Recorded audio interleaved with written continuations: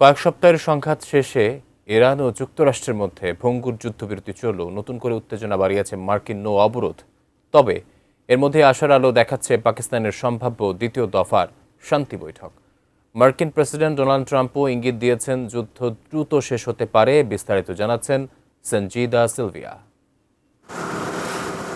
পারস্য উপসাগর এখন রণসজ্জায় সজ্জিত। মার্কিন সেন্ট্রাল কমান্ডের দাবি, গত ৩৬ ঘন্টায় ইরানের সব ধরনের সমুদ্রপথের বাণিজ্যিক আদান প্রদান বন্ধ করে দেয়া হয়েছে। সোমবার থেকে শুরু হওয়া এই কঠোর অবরোধে আটকা পড়েছে ইরানের বহু জ্বালানি তেলবাহী জাহাজ। A US Navy drone was watching everything. মার্কিন ট্রেজারি বিভাগ জানিয়েছে, ইরানি তেলের উপর শিথিলতার মেয়াদ আর বাড়াবে না। এর মধ্যেই হরমুজ প্রণালীতে নজরদারি চালাতে গিয়ে বিধ্বস্ত হয়েছে $২৪ কোটি মূল্যের মার্কিন নৌবাহিনীর একটি MQ-4C ট্রিটন ড্রোন। ড্রোনটি কিভাবে ধ্বংস হয়েছে সে সম্পর্কে কিছু জানায়নি মার্কিন নৌবাহিনী। Built by Northrop Grumman, it is অবরোধের কড়াকড়ির মধ্যেই ইতিবাচক সুর শোনা গেছে প্রেসিডেন্ট ট্রাম্পের কণ্ঠে। তিনি জানিয়েছেন, ইরানের সাথে যুদ্ধ খুব শিগগিরই শেষ হতে পারে। বৃহস্পতিবার পাকিস্তানের ইসলামাবাদে দুই দেশের মধ্যে সরাসরি আলোচনা শুরু হওয়ার কথা রয়েছে। দেশের মানুষকে প্রতিদিন সুরক্ষিত রাখার প্রত্যয় নিয়ে এলো সেফ রাউন্ড সুইচ।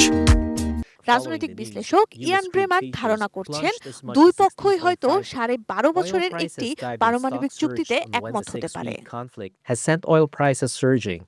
সম্ভাব্য আলোচনার আশায় বিশ্ববাজারে টানা দ্বিতীয় দিনের মতো কমছে তেলের দাম। বুধবার ব্রেন্ট ক্রুডের দাম কমে ব্যারেল প্রতি $100 নিচে নেমেছে। ধারণা করা হচ্ছে, আলোচনায় অগ্রগতি হলে হরমুজ প্রণালীতে আটকে থাকা তেল বাজারে ফিরতে পারে। এদিকে একসময় যেসব বিশ্ব নেতারা ট্রাম্পের তোষামোদী করতেন, তারাই এখন তার সমালোচনা করছেন। ইতালির প্রধানমন্ত্রী জর্জিয়া মেলোনি বলেছেন, পোপ চতুর্দশ লিওর ওপর ট্রাম্পের আক্রমণ ছিল অগ্রহণযোগ্য। ব্রিটিশ প্রধানমন্ত্রী কিয়ার স্টারমার বলেছেন, ট্রাম্পের কর্মকাণ্ডের কারণে জ্বালানির দাম বাড়ায় তিনি বিরক্ত।